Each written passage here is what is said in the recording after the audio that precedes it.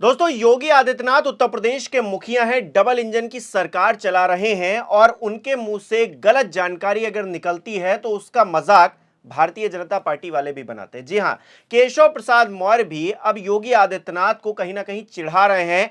योगी आदित्यनाथ के उस बयान को याद दिलाकर जो उन्होंने कुछ वक्त पहले बंगाल में दिया था। लेकिन योगी आदित्यनाथ बार बार गलतियां दोहराते जा रहे हैं। पूरी कहानी क्या है बताता हूं। 1916 में तिलक जी ने भारत की स्वाधीनता के लिए स्वराज मेरा जन्मसिद्ध अधिकार है और मैं इसे लेकर के रहूंगा, इसका उद्घोष इसी लखनऊ में किया था। लखनऊ में जो भारत की आजादी का मंत्र बना था। तो स्वराज मेरा जन्मसिद्ध अधिकार है, यह बात बाल गंगाधर तिलक ने कही थी, 1916 में ही कही थी। लेकिन योगी आदित्यनाथ जगह गलत बता गए। उन्होंने कहा कि लखनऊ में ऐसा कहा गया था, जबकि ऐसा नहीं है। 1916 के बॉम्बे राज्य राजनीतिक सम्मेलन के दौरान बेलगाम, जो कि अब बेलगावी हो गया है, वहां पर इस बात की घोषणा की गई थी। तो योगी आदित्यनाथ ने बाकी सब तो सही बताया, लेकिन उन्होंने जगह गलत बताई। अब योगी आदित्यनाथ के मुंह से अगर ऐसी गलतियां निकलती हैं तो अपने आप में पूरे राज्य को फजीहत का सामना करना पड़ता है। लेकिन भारतीय जनता पार्टी वाले ही कहीं ना कहीं योगी आदित्यनाथ को घेरने में लगे हुए हैं। अभी कुछ वक्त पहले ही बंगाल में योगी आदित्यनाथ ने स्वामी विवेकानंद और नेताजी सुभाष चंद्र बोस के बीच की दूरियां कम करते हुए नेताजी के बयान को विवेकानंद का बता दिया था। स्वामी विवेकानंद ने कहा था, तुम मुझे खून दो, मैं तुम्हें आजादी दूंगा।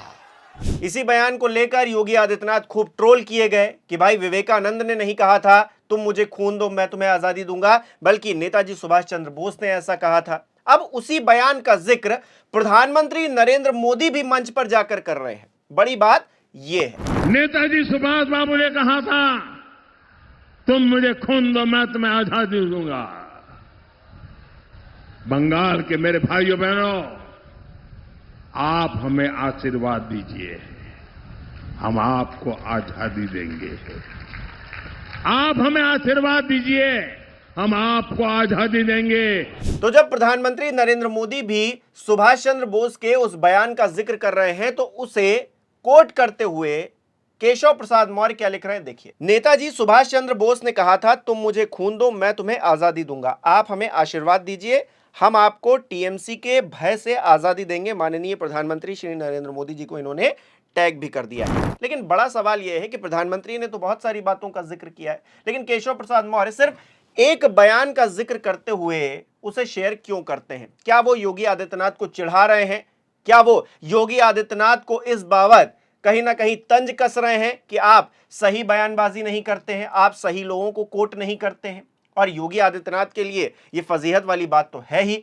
उनकी जो रिसर्च टीम है उसमें जो लोग बैठते हैं उनकी बात है कि वो क्या लिख कर देते हैं योगी आदित्यनाथ को, जो योगी आदित्यनाथ अपने मन से पढ़ देते हैं और उसके बाद जो नतीजा होता है सोशल मीडिया पर हम उसकी एक झलक देखते हैं कि किस तरह से उनको ट्रोल किया जा रहा है। दोस्तों, आज सत्ता की आंखों में आंखें डालकर पत्रकारिता करना मुश्किल हो गया है। हमारे 4 PM नेशनल यूट्यूब और फेसबुक चैनल को, जिसे आपका प्यार और विश्वास हमेशा से मिलता रहा है, उसे बंद करके सरकार ने यह साबित कर दिया है कि वो आपके सवालों से कितना डरती है।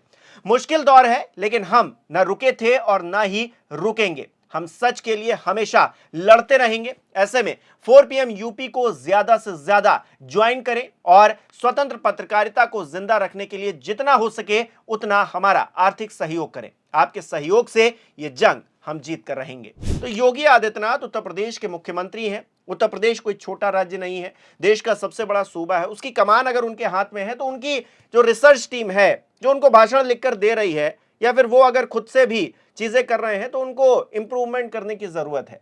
योगी आदित्यनाथ उत्तर प्रदेश की कमान संभाल रहे हैं, तो ऐसे में अगर वो कोई गलत बयान कहीं जाकर कोट करते हैं तो पूरे प्रदेश की फजीहत होती है। तो मैं तो यही आग्रह करूंगा योगी आदित्यनाथ जी से कि भाई अपनी रिसर्च टीम जो है, या फिर आप अगर खुद करते हैं तो उसको तंदुरुस्त कीजिए, दुरुस्त कीजिए।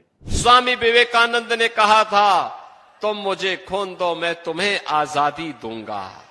1916 में तिलक जी ने भारत की स्वाधीनता के लिए स्वराज मेरा जन्मसिद्ध अधिकार है और मैं इसे लेकर के रहूंगा, इसका उद्घोष इसी लखनऊ में किया था। लखनऊ में जो भारत की आजादी का मंत्र बना था। कहा तो ये जा रहा है कि आपके चेहरे पर चुनाव लड़ा जाएगा। नितिन नवीन जी आकर सामने बता तो देते हैं कि भाई योगी आदित्यनाथ के चेहरे पर 2027 का चुनाव लड़ा जाएगा, लेकिन भारतीय जनता पार्टी का ना राष्ट्रीय हैंडल और ना ही प्रादेशिक हैंडल सोशल मीडिया पर इसको प्रचारित करता है। तो इसका मतलब कुछ और ही नजर आता है कि पार्टी के भीतर कुछ और ही चल रहा है। अब नितिन नवीन अभी नए नवेले अध्यक्ष बने हैं, हो सकता है उनको भारतीय जनता पार्टी जो ऊपरी तौर पर कामकाज करती है उसकी उतनी परख ना हो, तो उन्होंने कह दिया कि भाई योगी आदित्यनाथ के चेहरे पर लड़ा जाएगा चुनाव। लेकिन क्या आपकी पार्टी इस बात से सहमत है?